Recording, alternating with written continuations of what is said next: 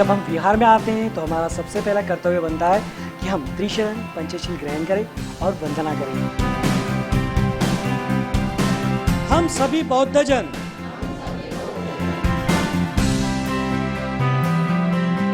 अपना विहार अपनी आवाज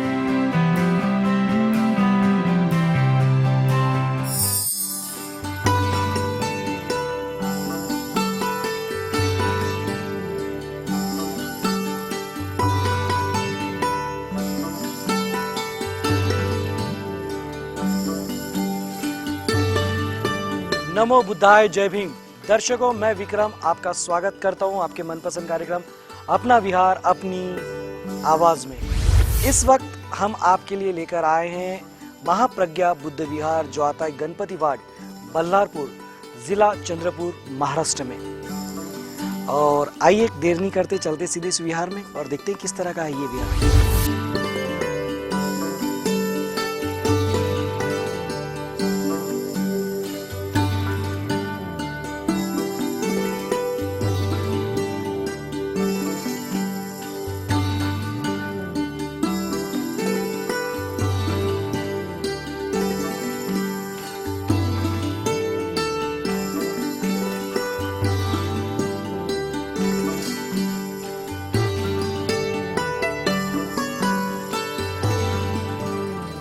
जय भीम। जय भीम।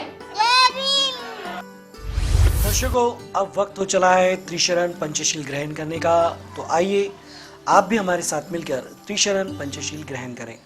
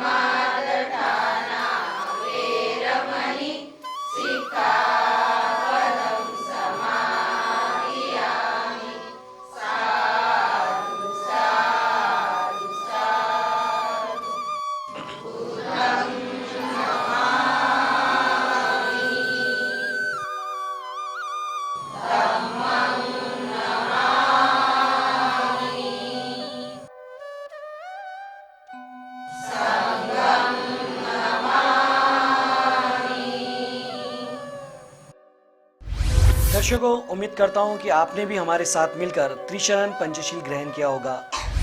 अब वक्त है विहार को और अधिक बेहतर तरीके से जानने का। तो आइए जानते हैं विहार के बारे में और अधिक बेहतर। संजय लोहकरे, महाप्रज्ञा बुद्ध विहार, गणपती वार्ड, बल्लारपूरचा माजी अध्यक्ष। या विहाराची जी निर्मिती झालेली आहे ती 1978 पासून कामाला सुरुवात झालेली आहे, परंतु पूर्ण काम 1979ला पूर्ण काम झालेलं आहे. आमच्या इथं जे मंडळ आहे 1960 साली जवळपास त्या मंडळाची स्थापना झाली असेल. आणि त्यानंतर इथं आमचा एक झेंडा होता, तिथंच आमच्या सगळ्या वंदना वगैरे सगळ्या त्याच ठिकाणी व्हायच्या. नंतर इथल्या समितीने असं ठरवलं की आपलं एक बुद्धविहार असलं पाहिजे आणि त्या अनुषंगाने इथं एक बुद्धविहार आम्ही 1978मध्ये सुरू केलं आणि 1979ला ते पूर्ण संपलं. त्यानंतर आमचं हे जे बुद्धविहार जे पूर्ण जे दिसत आहे त्याचा अर्धाच भाग होता.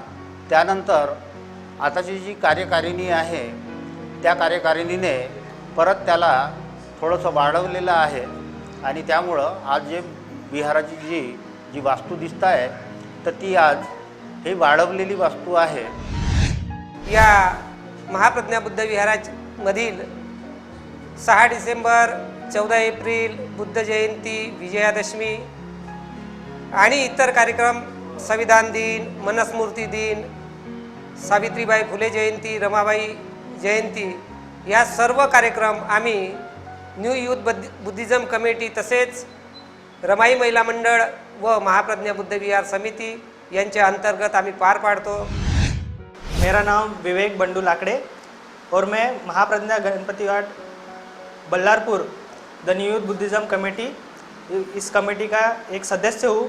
आने वाले दिनों में भविष्य में हम बुद्ध का और धम्म का प्रचार प्रसार करेंगे और साथ ही साथ हमारी आने वाली पीढ़ी को सक्षम बनाने की कार्यरत रहेंगे. जय भीम. दर्शकों, ये जो आप चित्र देख रहे हैं ये सारे के सारे ये महाकारुणिक तथागत भगवान गौतम बुद्ध की पूरी जीवनी है, जिसे चित्रों के माध्यम से एक चित्रकार ने बड़ी मेहनत से और पूरे समर्पण के साथ इसे बनाया है. और वो जो चित्रकार है उनका नाम है संजय लोहकपुरे और इस वक्त वो हमारे साथ में है. और मैं बता दूं कि आवाज़ इंडिया टीवी के लिए प्रतिनिधि के तौर पर भी कार्य करते हैं. सर, आपके जहन में क्या ख्याल था जिस वक्त आप ये बना रहे थे? सर, मेरे दिमाग में ऐसा ख्याल आया कि अब अपने में थोड़ी सी कला है वो कहीं तो भी उतरना चाहिए. तो मैंने वैसे कोई ड्राइंग की परीक्षा वगैरह पास नहीं की है जी जी. फिर भी मैंने कोशिश की है. मेरे का और मित्र थे रमेश कांबड़े करके, तो उन्होंने यहाँ का पेंसिल वर्क उन्होंने किया है. अच्छा अच्छा. और पेंट का काम फिर उस पर मैंने किया है. तो इस तरह से हमारा वो आज ये इस पूरे इस चित्रकारी को आज 27 साल हो रहे हैं. और मैंने सोचा कि भी बाकी चित्र बनाने से पूरी मैं क्यों ना तथागत भगवान गौतम बुद्ध की जीवनी उतारूं. आपको बहुत बहुत साधुवाद और आपको मंगल कामनाएं हमारी तरफ से कि आप इस तरह आगे और धम्म का कार्य करते रहें. दर्शकों, ये दिखाने का मकसद यही है कि एक इंसान के दिल में जब कुछ अच्छे ख्याल आते हैं तो वो इस तरह से एक यादगार मिसाल बन जाते हैं. लगभग 27 वर्ष होते आए हैं जो इस विहार में आने वाली पीढ़ी को पूरे महाकारुणिक तथागत भगवान गौतम बुद्ध की पूरी जीवनी दिखा रहा है और मार्गदर्शन कर रहा है. अब वक्त है एक छोटे से ब्रेक का, लेकिन ब्रेक के उस पार भीम का दीवाना, बोध कथा और भी बहुत कुछ आपका इंतजार कर रहा है. तो बने रहे आवाज़ इंडिया टीवी के साथ और देखते रहे अपना विहार अपनी आवाज़. कधी होतील भीमा भेटी गाठी, कधी होतील भीमा भेटी गाठी. पैर बोला, सबने अपना सर पकड़ा है.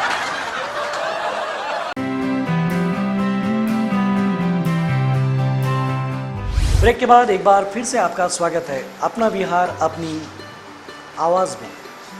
अब वक्त है बोध कथा श्रवण करने का. तो आइए देर नहीं करते और सुनते हैं आज की ये प्यारी सी बोध कथा. आज की बोध कथा हमने आम जिंदगी से ली है. बात उस समय की है जब एक राजा को 2 बाज पक्षी मिलते हैं. काफी छोटे होते हैं और वो राजा उनकी देखभाल एक अच्छे व्यक्ति को करने के लिए देता है. कुछ समय बाद राजा को अचानक उन बाजों की याद आती है और वो सोचता है कि अब तो बड़े हो गए होंगे, चलो उसे देखा जाए. जब वो उस व्यक्ति के पास जाता है जिसे उसने देखभाल के लिए दिया था, तब वो व्यक्ति दोनों बाजों को दिखाता है जो काफी बड़े हो चुके थे. राजा कहते हैं कि अब इन्हें उड़ा कर दिखाओ और दोनों बाजों को हवा में छोड़ा जाता है. तो एक बाज ऊंची उड़ान भरता है लेकिन दूसरा थोड़ी दूर आगे जाकर वापस उसी टहनी पर आकर बैठ जाता है जहां पे से वो पहले हमेशा रोज रहता था।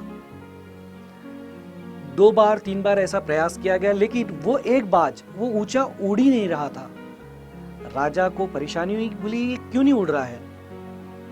उसने बहुत कोशिश की लेकिन नहीं हुआ, तो उसने पूरे राज्य में सूचना फैला दी कि भाई आप में से जो व्यक्ति इस बाज को ऊंचा उड़ाएगा उसे बड़ा इनाम दिया जाएगा। तरह तरह के लोगों ने तरह तरह के प्रयास किए, लेकिन कोई भी सफल नहीं हो पाया। अंत में एक दिन राजा जब अपने राजमहल में था, तभी उसी वक्त उन्हें दोनों बाज ऊंचे आसमान में उड़ते दिखाई दिए। उन्हें उत्सुकता हुई कि ये कैसे हुआ। ये जानने के लिए वह उस व्यक्ति के पास गए जहां पर ये बाज रखे हुए थे, और उन्हें पता चला कि ये करिश्मा सिर्फ एक किसान ने कर दिखाया है। तो किसान को उन्होंने पूछा कि बोले तुमने कैसे कर पाए हो, कैसे किया है तुमने ये, क्योंकि बाकी कोई भी ये चमत्कार या ये करिश्मा या इस तरह से कोई नहीं कर पाया है, तुम कैसे कर पाए। उसने बड़े आसानी से जवाब दिया, बोले जब मुझे पता चला कि वो डाल वो छोड़ नहीं रहा है, जिस डाल पर वो बैठा रहता है थोड़ी देर उड़ने के बाद फिर से उसी डाल पर आके बैठ जाता है, तो मैंने वो डाल ही काट दी। जैसे ही डाल काट दी, वो बाज उसी के साथी बाज के साथ ऊंची उड़ान पर चला गया है। दर्शकों, हम भी इसी तरह की एक डाल पर बैठे हैं। कई बार ऐसा होता है कि हम उस डाल को छोड़ना ही नहीं चाहते हैं। एक जिंदगी की एक चौकट हमने बना रखी है, हम ये सोचते हैं कि नहीं इस चौकट के बाहर जाएंगे तो शायद हमारा क्या होगा। एक डर सताने लगता है जो उस बाज को सता रहा था। और अगर आपको भी जीवन में इस तरह का लगता है कि आप सालों से एक ही कार्य कर रहे हैं और इसीलिए कर रहे हैं कि आप सोचते हैं शायद फिर दूसरा काम मैं नहीं कर पाऊंगा, तो शायद आप भी इसी तरह की कोई डाल पर बैठे हैं जिसे काटने की जरूरत है। तो आगे बढ़िए, सफलता आपके कदम जरूर चूमेंगी, यही मंगल कामनाएं। दर्शकों, ये थी आज की बोध कथा। उम्मीद करते हैं कि आपको बोध कथा जरूर पसंद आई होगी, और अगर आपके पास भी इस तरह की कोई प्यारी सी बोध कथा है तो बस आप ये नीचे व्हाट्सएप नंबर पर हमें भेजें, लेकिन जब भेजें तो अपना नाम और पता जरूर लिखकर भेजें। वक्त है अब मिलकर गाने का, गुनगुनाने का, तो आओ मिलकर गाएं। भीमा घे पुन्हा जन्म तू या दिनासाठी भीमा, कधी होतील भीमा भेटी गाठी, कधी होतील भीमा भेटी गाठी भीमा, घे पुन्हा जन्म तू या दिनासाठी भीमा, तुझ्या शब्दावरती आज हे मरणारे, तुला खांद्यावरती उचलून धरणारे, तुझ्या शब्दावरती आरे हे मरणारे, तुला खांद्यावरती उचलून धरणारे,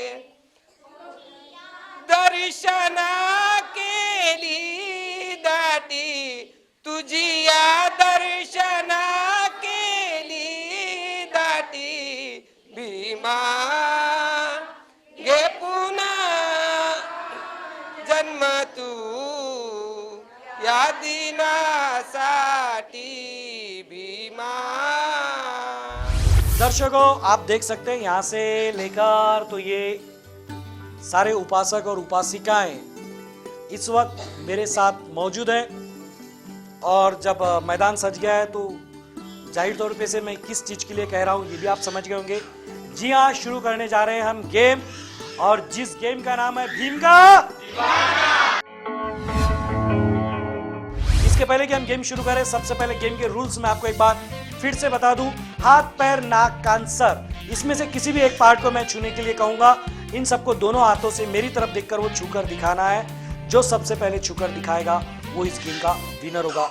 और हाँ, ट्विस्ट ये है कि इन सबको जय भीम जय भीम जय भीम जय भीम जय भीम कहना है, और जैसे मैं कहूँ नाक पकड़िए, कान पकड़िए, सर पकड़िए, पैर पकड़िए, ये इन्हें कहूंगा, और जो सबसे पहले कर दिखाएगा वो विनर होगा।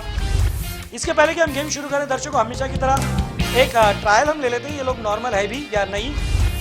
सर को हाथ लगाए, नाक को हाथ लगाए, ओके, दोनों हाथ से लगाए, नीचे रख दे, ओके।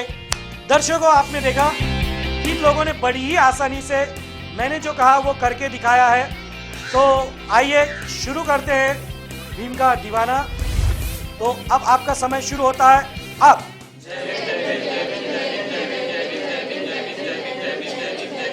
पकड़िए पैर, पैर बोला, सबने अपना सर पकड़ा है। सबको मैंने पैर पकड़ने के लिए कहा।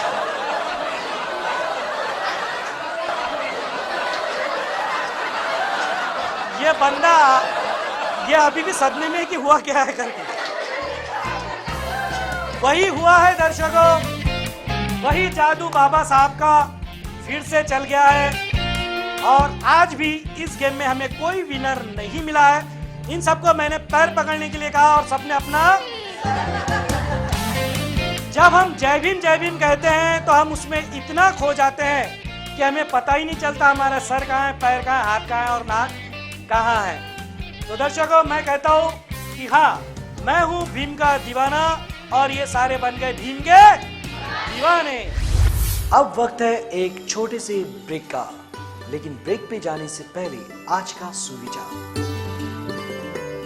दर्शकों, सफलता पाने के लिए हर कोई कोशिश करता है, लेकिन सफलता मिलती नहीं है। तो हमारे पास सफलता के लिए एक बढ़िया सा मंत्र है।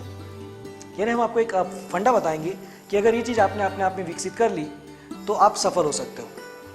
सफल होने के लिए असफलता का डर सफल होने की इच्छा से हमेशा कम होना चाहिए, और अपने हारने का जो डर होता है वो इतना कम होना चाहिए, उसके मुकाबले सफल होने का लक्ष्य और ध्येय मजबूत होना चाहिए, तभी जाके हम सफल हो सकते हैं। तो आप सफल हो, यही मंगल कामनाएं। बने रहे आवाज इंडिया टीवी के साथ और देखते रहे अपना बिहार अपनी आवाज। कौन से बनते जीते? धम्मबोधि। दर्शकों, उम्मीद करता हूं कि आपने भी हमारे साथ मिलकर न सिर्फ ये शपथ ली होगी, बल्कि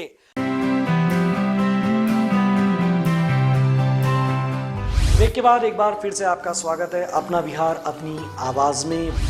दर्शकों, इस वक्त हो गया है सवाल और जवाब का, और मेरे साथ में यहाँ पर उपासक उपासिकाएं मौजूद हैं। तो आइए हम देर नहीं करते हैं और शुरू करते हैं सवाल और जवाब। मेरा पहला सवाल ये है कि इस विहार की स्थापना यानी कि शुरुआत कौन से वर्ष में हुई थी? जब ये कुछ भी नहीं था तब वो वर्ष कौन सा था जब इस विहार की शुरुआत हुई थी? कौन बता सकता है कौन सा वर्ष था वो? आ जाए आप यहाँ पे। वैशाली दिलीप ढोके। बताए कौन सा वर्ष? 1886 मध्ये। 1800? नाही, 1986 मध्ये। जी नहीं। और कोई हाथ ऊपर नहीं है, इसलिए इसका जवाब मैं ही दे देता हूँ। 1979 में ये इसकी शुरुआत हुई, 1979 में इसकी शुरुआत हुई। अब मेरा सवाल ये है कि शुरुआत जब हुई तब ये किनके हाथों, कौन से पूज्य भंते जी के हाथों इसकी शुरुआत हुई थी? वो भंते जी का नाम मुझे चाहिए। कौन बता सकता? आ जाए आप यहाँ पे। सावित्रा भीमराव दुर्गे। कौन से भंते जी थे? धम्मबोधि। धम्मबोधि, पूज्य भंते धम्मबोधि जी, इनका नाम इन्होंने लिया है। और दर्शकों, मैं आपको बता दूं कि बाकी लोगों ने जिस तरह जवाब दिया है वैसा जवाब इनका नहीं है, और ये सही जवाब है। जोरदार तालियां।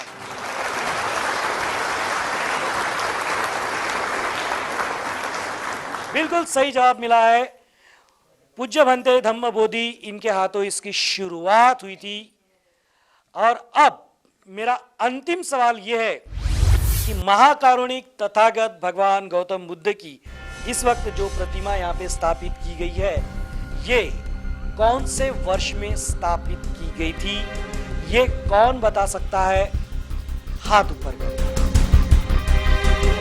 इस प्रतिमा की स्थापना कौन से वर्ष हुई है? दर्शकों, जिस विहार में ये सालों से आ रहे हैं उसी विहार के बारे में ये कितना जानते हैं, यही जानने का प्रयास हम इस सवाल जवाब के माध्यम से करते हैं। और आप देख रहे हैं कि आप ये कितना जानते हैं, आपको दिख ही रहा है, तो लगता है कोई नहीं बता पाएगा, हाथ कोई ऊपर नहीं है। इसका भी जवाब मैं ही दे देता हूँ। इसका जवाब है 1983, 1983 में इसकी स्थापना की गई थी। आप सभी मेरे लिए भी तालियां बजा सकते हैं।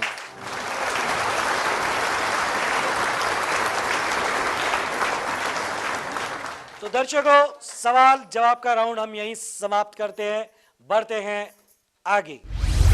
बाबा साहब ने हम सबको एक आदेश दिया था, हर बुद्धिस्ट व्यक्ति को सहपरिवार हर रविवार को विहार में जाना ही चाहिए।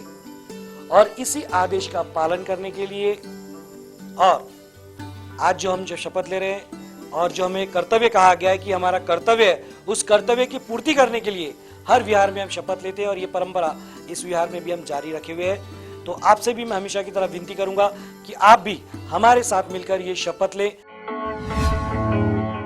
हम बोधिसत्व डॉक्टर बाबा साहब अंबेडकर के अनुयायी,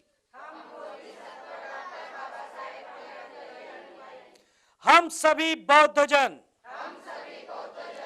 मिलकर ये शपथ लेते हैं,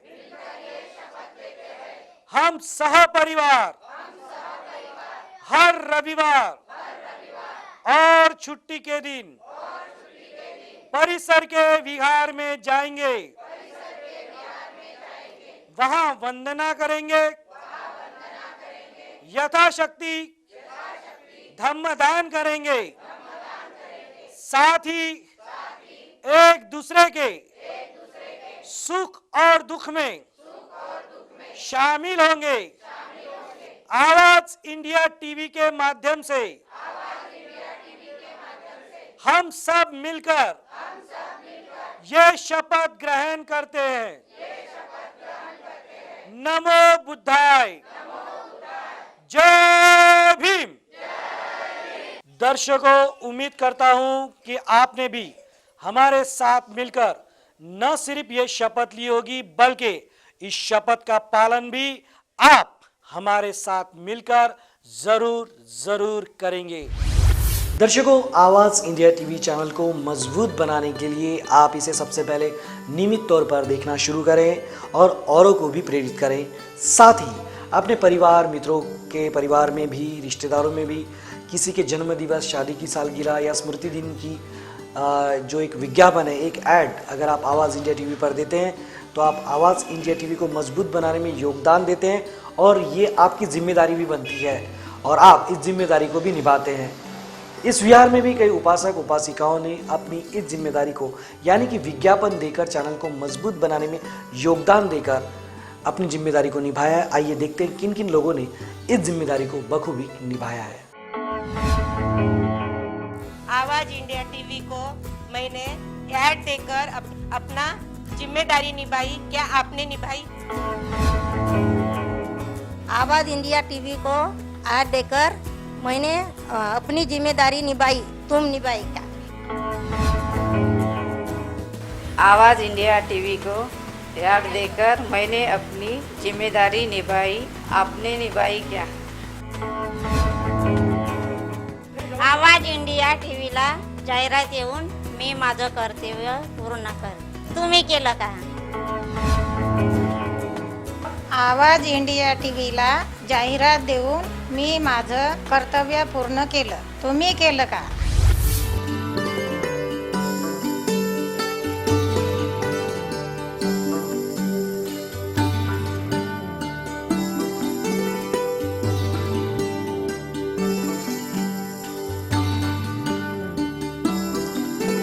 तो दर्शकों, ऐसा था महाप्रज्ञा बुद्ध विहार जो आता है गणपति वार्ड, बल्लारपुर, जिला चंद्रपुर, महाराष्ट्र में। उम्मीद करते हैं ये विहार आपको जरूर पसंद आया होगा और आपको लग रहा होगा कि आपका विहार भी अगर इस कार्यक्रम का हिस्सा बने तो कितना बेहतर हो। तो बहुत आसान है, नीचे जो व्हाट्सएप नंबर चल रहा है इस पर आप हमें व्हाट्सएप के जरिए अपने विहार की संपूर्ण जानकारी भेजें। जब हम आपके परिसर में आएंगे तो हम स्वयं आपके विहार को दुनिया तक जरूर पहुंचाएंगे। अब सारे विहार आप देख सकते हैं यूट्यूब पर भी। बस आवाज़ इंडिया टीवी की साइट पर अपना विहार अपनी आवाज़ टाइप करें और सारे विहार आपको नज़र आ जाएंगे और सारे विहारों का मज़ा आप दोबारा ले सकते हैं। साथ ही अगर आपके पास कोई अच्छी बोध कथा, अच्छे विचार, कोई अच्छे गेम है जो इस कार्यक्रम को हम अच्छा और बेहतर बनाने के लिए कर सकते हैं, वो सारी चीज़ें आप इस व्हाट्सएप के जरिए भी हम तक पहुंचा सकते हैं। आज के लिए बस इतना ही। और एक बार मैं फिर कह दूं कि सोमवार से शुक्रवार हर रात 9 बजे और सुबह 8:30 बजे आप आपका ये कार्यक्रम आवाज़ इंडिया टीवी पर देख सकते हैं। तो आज के लिए मुझे विक्रम को दीजिए इजाज़त। मिलेंगे नई जगह नए विहार में कैमरा पर्सन नीलेश जी के साथ। बने रहे आवाज़ इंडिया टीवी के साथ और देखते रहे अपना विहार, अपनी आवाज़। आपका समय शुरू होता है अब।